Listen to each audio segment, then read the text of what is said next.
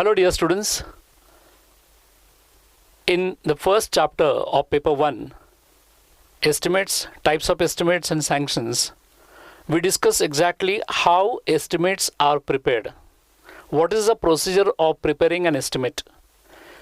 All of you know very well, all of you remember very well that estimate is worked out in two parts, and those two parts are taking out quantities and second is costing of those quantities which are already worked out. So we will focus now on the first part of estimating, that is taking out quantities, how these quantities are taken out.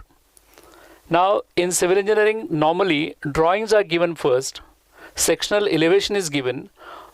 With reference to that, we determine quantities of various items of construction work. For that purpose, we need dimensions which will be given in the drawing. We need length of a particular item, we need breadth of a particular item, we need depth or height of a particular item.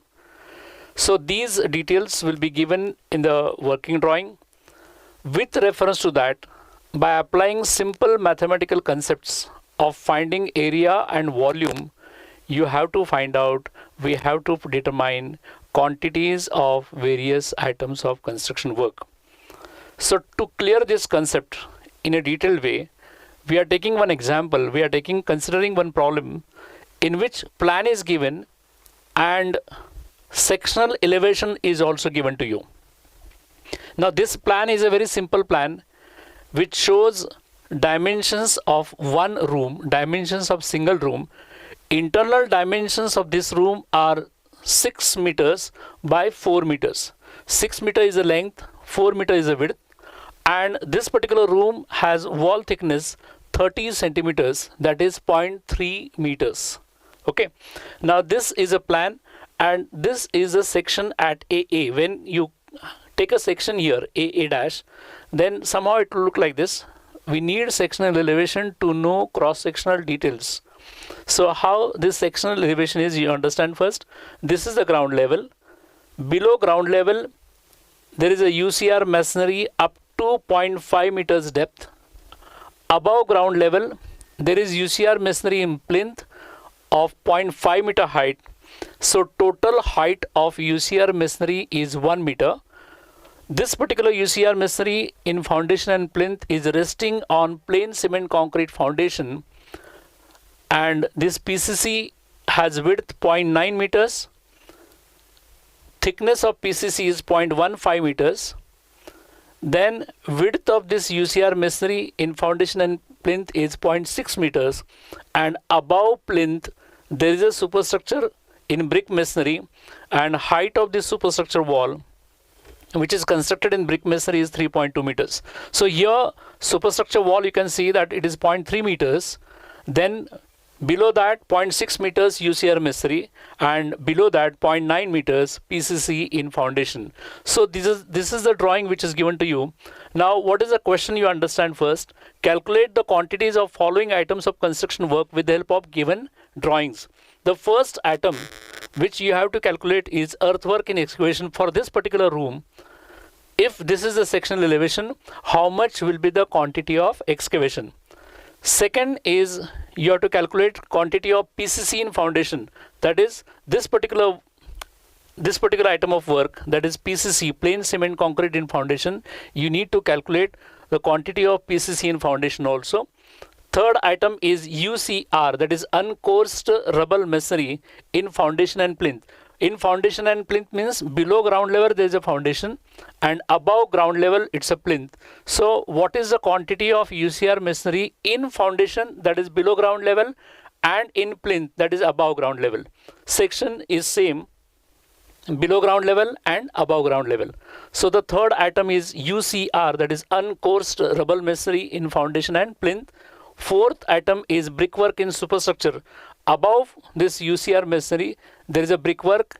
This particular section, this particular part is called as superstructure, and this is a brickwork. You can see these double lines that indicates that this is a brickwork in superstructure. Height of this brickwork is 3.2 meters. After that, we need to calculate quantity of internal plastering in cement mortar 1:3. Internal plastering means plastering for these walls, Obviously, you can see there are openings here, W1, W1. These are the two windows of same dimensions. There is one more window of different dimensions that we are treated as W2. We have labeled it as W2, and here there is a door opening. Dimensions of windows, that is W1 is 1.2 meters by 1 meters. W2 1.5 meters by 1 meter. 1.5 meters means width is 1.5 meters and height is 1 meter, and door size is 1.2 meters and height is 2.1 meters. So internal plastering, when you calculate, make sure that in these openings plastering will not be there. Even in brickwork also, brickwork we need to consider these openings because there is no brickwork in the opening which will be constructed. So that much quantity we have to consider, that will be treated as deductions, especially in brickwork and plastering. We have to remember that. Okay, and then after that, the last item is RCC roof slab. Above this room there is a RCC roof slab that will be laid, or casting will be done over this room, and dimensions of that slab will be equal to whatever the dimensions of this external dimensions of this room. That means exactly what, when we are going to raise the slab, it will definitely rest on the entire wall thickness also. That means length of the slab will be equal to 6 meters plus 0.3 meters on one side plus 0.3 meters on the other side, that is 6.6 meters, and width of the slab will be 4 plus 0.3 plus 0.3, that is 4.6 meters. Thickness of slab will be given to you. So that we'll discuss when we are calculating the quantity of RCC roof slab. Proportion of concrete is already given, that is M15. So that means 1:2:4. So these are the basic items of construction work, quantity of which we have to find out. Now let us consider the first item, and before considering that first item, first of all you understand this plan at superstructure level. Superstructure level means what? At this level this plan has been drawn. Now this particular room, already I told you, internal dimensions 6 meters by 4 meters. Now we'll try to locate one center line in this superstructure plan. Now this center line, when it is located, this point is A. I hope you can read this. This point is B, this point is C, and this point is D. Now when center line is located, it will be exactly at the center of this wall, like this. So if I want to find out center to center length here, AB, for this horizontal line, this length of AB will be equal to 6 meters plus half of 0.3, that is 0.15, plus half of 0.13, that is again 0.15. So center to center length will be equal to 6 plus 0.3, that is 6.3 meters. And here center to center length of AD, that is from this point to this point, it will be equal to 4 plus 0.15 here and 0.15 here. So that comes to 4.3 meters. So this will be the center to center length. Now horizontal walls, we will treat them as a long wall, and vertical walls will treat them as a short wall. So how much is the center to center length for long wall? And that will be equal to how much? 6.3 meters. There are two walls, two long walls having same dimensions. One is AB and one is this CD. So length, center to center length of AB will be equal to 6.3 meters. Center to center length of CD also will be equal to 6.3 meters. For AD, center to center length will be equal to 4.3 meters. And for BC also, center to center length will be equal to 4.3 meters. So we understood exactly how to determine center to center length here with the help of superstructure plan. Now what is the role of this center to center length, or why we need to find out this center to center length? That also you understand. Remember that this particular section is symmetrical about the center line. That means exactly what? Position of center line will not be changed. Position of center line, understand what I'm saying exactly. Position of the center line will not be changed. That means exactly what? When we consider the superstructure plan, this will be the position of center line. Width or wall thickness will be equal to 0.3 meters. Now when we go down, that is at UCR foundation or UCR masonry in foundation and plinth, that level, only width will be changed here, or wall thickness will be changed, that is 0.6 meters. but position of center line will remain same. That means what? AB points will remain same, or location of point A, location of point B, location of point C, location of point D will remain same. That means position of the center line will remain same, only this width will go on increasing. Now at superstructure level it is 0.3. When we go down for UCR masonry foundation and plinth, it will be 0.6 meters, and when we go down at foundation level, that is at PCC level, it will be equal to 0.9 meters, and even for the excavation level also it will be same, that is 0.9 meters, because width of excavation is always equal to width of PCC. How to understand the width of excavation? Whatever is the maximum width which is seen in the cross section, that width you have to consider as width of excavation.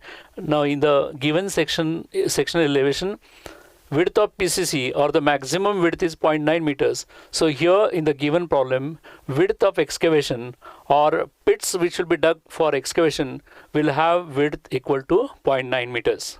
So understand exactly what is given in this. So in the given problem, plan and section of a single room of 6 by 4 meters internal dimension that has been given. Wall thickness for brickwork in superstructure, it is 30 centimeters, that is 0.3 meters. Brickwork height, that is also given in the section elevation, that is 3.2 meters. UCR masonry in foundation and plinth, width is equal to 60 centimeters, that means it is 0.6 meters. Height of UCR masonry wall above and below ground level, above ground level it is 0.5, below ground level it is 0.5. So the total height of UCR masonry is 1 meters, 0.5 above and 0.5 meters below ground level. And PCC in foundation concrete, that is equal to 90 centimeters, that is 0.9 meters, and thickness is equal to 0.15 meters. So for your reference, this foundation plan has been drawn. Now why this foundation plan has been drawn? To understand exactly how excavation will be done at the footing level, at PCC level. Now all of you know that width of excavation, that is this width, will be equal to 0.9 meters. Refer to the cross section again. It is 0.9 meters is the width of PCC, so same will be the width of excavation. So 0.9 meters. Already I told you that position of center line will not be changed. This is point A, this is point B, this is point C, and this is point D. So length of AB will not be changed here, only the plan width has been changed. Now instead of 0.3 meters, this has become 0.9 meters. You understand that? Instead of 0.3 meters at superstructure level, now this has become 0.9 meters. Okay, so this is a plan at foundation level. See, walls have been drawn. Actual excavation on site will be done with reference to this plan. Remember this. Once again, I'm telling you, actual excavation on site will be done with the help of this foundation plan. Lines here, outer lines of excavation will be marked with the help of lime powder on the ground, and then after that excavation will be done. Let us consider this particular shaded portion first. Now for this particular shaded portion, if we want to calculate the quantity of excavation means exactly what? We need to find out volume of excavation. How to find out that?